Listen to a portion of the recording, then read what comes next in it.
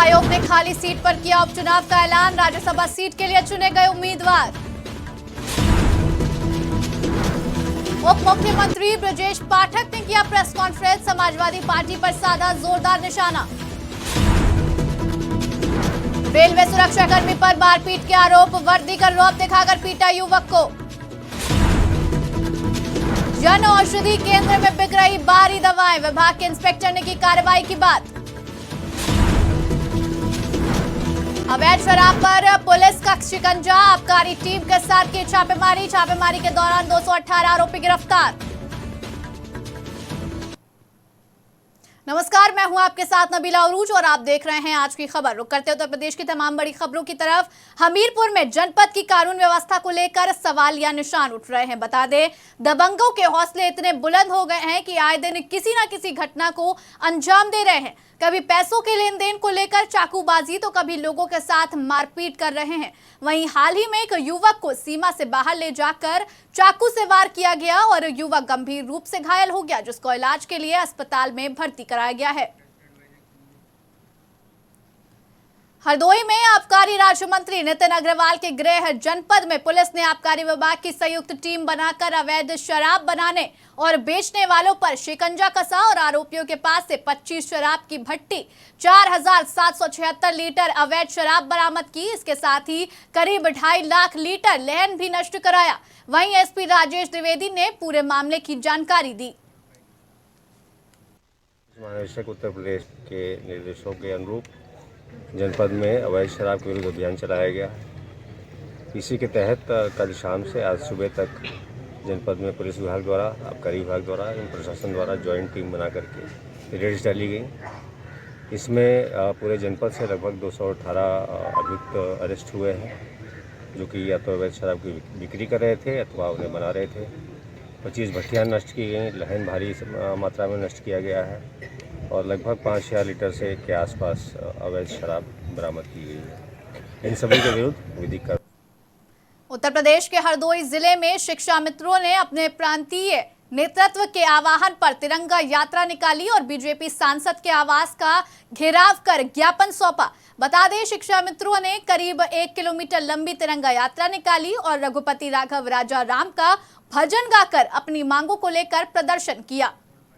आज उत्तर प्रदेश प्राथमिक शिक्षा मित्र संघ द्वारा एक ज्ञापन दिया गया है हमारे शिक्षा मित्रों की समस्याओं के संबंध में, और उसमें कई बिंदु हैं जिन पे इन्होंने मांग की है और हमने इनको पूरा आश्वासन दिया, इनको विश्वास दिलाया कि हम आपकी बात अपने जो हमारे माननीय मंत्रीगणों से बात करूंगा, माननीय मुख्यमंत्री जी के यहाँ से, और सही जगह पे हम इनका ज्ञापन ये इनकी मांगे पहुँचाने का इनको हम भरोसा दिलाते हैं।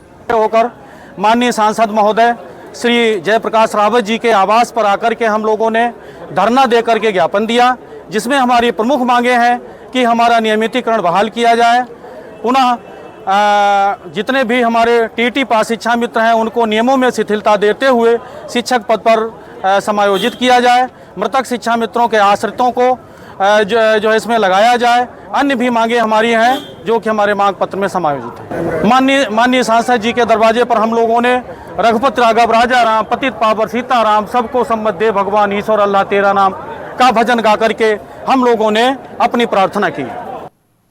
जहां प्रदेश की योगी सरकार महिलाओं पर हो रहे उत्पीड़न और अत्याचार को लेकर गंभीर बनी हुई है, वहीं एक रेप पीड़िता अपनी शिकायत दर्ज कराने के लिए 3 दिनों से थाने के चक्कर लगा रही है। बता दें, मामला लखीमपुर खीरी का है, जहां एक विवाहिता ने आरोप लगाया कि एक युवक ने घर में अकेले पाकर महिला के साथ दुष्कर्म की वारदात को अंजाम देकर फरार हो गया, जिसकी सूचना पीड़िता ने पुलिस को दी। उसके बाद भी पुलिस ने कोई कार्रवाई नहीं की।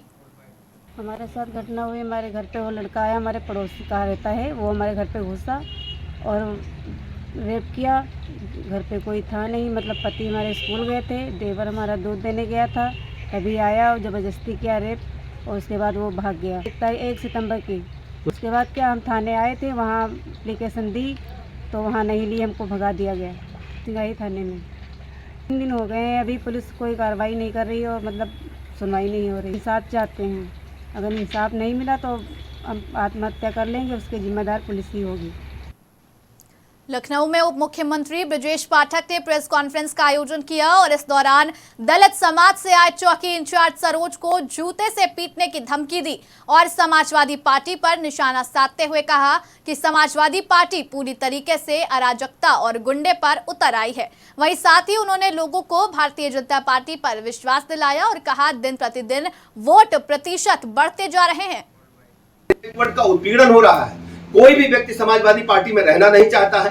दलित समाज के जो दो हत्याएं घोसी ब्लॉक में हुई थी, ब्राह्मण समाज की हत्या इसी सुधाकर सिंह के परिवार के लोगों ने की थी और पूरे घोसी की जनता, प्रदेश की जनता जानती है जो जितना बड़ा अपराधी है वही समाजवादी पार्टी के नेता बन सकता है। घोसी के उपचुनाव ने सिद्ध कर दिया है। जो समाजवादी पार्टी के प्रत्याशी है सुधाकर सिंह, उन पर एक ब्राह्मण की और 2 दलित समाज के व्यक्तियों की हत्या का उनके परिवार पर आरोप है और वो घोसी ब्लॉक में ही हत्या हुई थी और पूरा पब्लिक जानता है।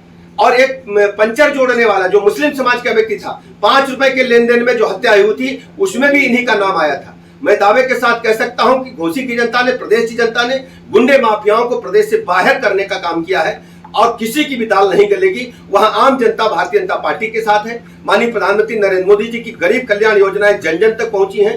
लोगों का भरोसा भारतीय जनता पार्टी पर बढ़ा है और दिन प्रतिदिन भारतीय जनता पार्टी का वोट प्रतिशत लगातार बढ़ रहा है। बीजेपी ने उत्तर प्रदेश के खाली हुए एक राज्यसभा सीट के लिए पूर्व उप मुख्यमंत्री दिनेश शर्मा को उम्मीदवार बनाया। बता दें, चुनाव आयोग ने पिछले महीने खाली सीट पर उपचुनाव का ऐलान किया था और बीजेपी सांसद हरद्वार दुबे के निधन के बाद ये सीट खाली हुई थी। वहीं अब मौजूदा समय में उत्तर प्रदेश के 31 राज्यसभा सांसदों में बीजेपी के 25 सांसद हैं। लखनऊ के रविंद्रालय सभागार में तीसरा मोर्चा विमर्श सम्मेलन का आयोजन किया गया। बता दें, यह आयोजन राष्ट्रीय पिछड़ा वर्ग, अनुसूचित जाति, जनजाति और अल्पसंख्यक महासंघ द्वारा किया गया और गंभीर मंथन के बाद यह निष्कर्ष निकाला गया कि भाजपा के नेतृत्व में कार्यरत एनडीए गठबंधन पहले से एक ब्राह्मणवादी और पूंजीवादी गठबंधन है। वहीं अब कांग्रेस के नेतृत्व में INDIA के नाम से जो नया गठबंधन बनाया गया है वो भी ब्राह्मणवादी और पूंजीवादी ही है। इसलिए समाजवादी पार्टी के मुखिया के इस नए गठबंधन में शामिल होने के कारण देश के दलित और पिछड़े वर्ग के लोग ठगा हुआ महसूस कर रहे हैं और समाजवादी पार्टी के नेतृत्व के इस विश्वासघात के कारण दलित और पिछड़ों में भारी आक्रोश भी है। ये भी पूंजीवाद का समर्थन कर गए, वो भी ब्राह्मणवादी थे, ये भी ब्राह्मणवाद का समर्थन कर गए। उन्होंने भी गोयल कमेटी की सिफारिशों को लागू करके 8,500 रुपये वोटरों को देने से मना कर दिया था, 10 साल नहीं दिए। अब इंडिया गठबंधन भी गोयल कमेटी की सिफारिशों पर चुप्पी साधे हुए हैं। वो लोग भी भारत, पाकिस्तान, बांग्लादेश के महासंघ के सवाल पर चुप्पी साधे रहे, जबकि दीनदयाल जी कहते थे कि ये भारत का विभाजन अप्राकृतिक है, एक दिन दो सब एक हो जाएंगे। 10 साल तक भारतीय जनता पार्टी ने राज किया और 10 साल में मुंह नहीं खोला कि कम से कम दीनदयाल जी बेचारे जो बोलते थे इन देशों को एक बनाने के लिए, इनका महासंघ बनाने के लिए कुछ किया जाए। चुप्पी 2024 में होने वाले लोकसभा चुनाव की सरगर्मियां तेज होती नजर आ रही हैं। इसी बीच भारतीय किसान यूनियन के राष्ट्रीय प्रवक्ता राकेश टिकैत मैनपुरी पहुंचे और उन्होंने लोकसभा चुनाव को लेकर कहा, जिसको इलेक्शन लड़ना है ये उनका चुनाव है। सरकार अगर कुछ ठीक करेगी तो जनता उनके साथ चली जाएगी, अगर ये कुछ ठीक नहीं करेंगी तो जनता दूसरी तरफ चली जाएगी। मैनपुरी आएंगे, कुछ लोगों से भी मिलेंगे यहाँ पे और एक सामाजिक लोग हैं, कुछ वो कार्यक्रम कर रहे हैं तो उनकी भी बात सुनेंगे। सामाजिक उसमें भी आना चाहिए, विवेक किस उस पर बातचीत करेंगे। अहम चुनाव माना जा रहा है भाई। अहम चुनाव तो ये है कि जिन्हें इलेक्शन लड़ना, चुनाव तो उनका है जिन्हें इलेक्शन लड़ना। हमारा किसानों का क्या चुनाव नहीं। आम मतदाता के तौर पे अगर आपको माने तो आप भी तो एक सरकार बनाने में अहम भूमिका निभाएंगे। किसानों की बहुत बड़ी भूमिका रहती है, आप नेतृत्व। अरे जब जा उछल कूद भाई जैसा करेगा साई बार फिर हो जा।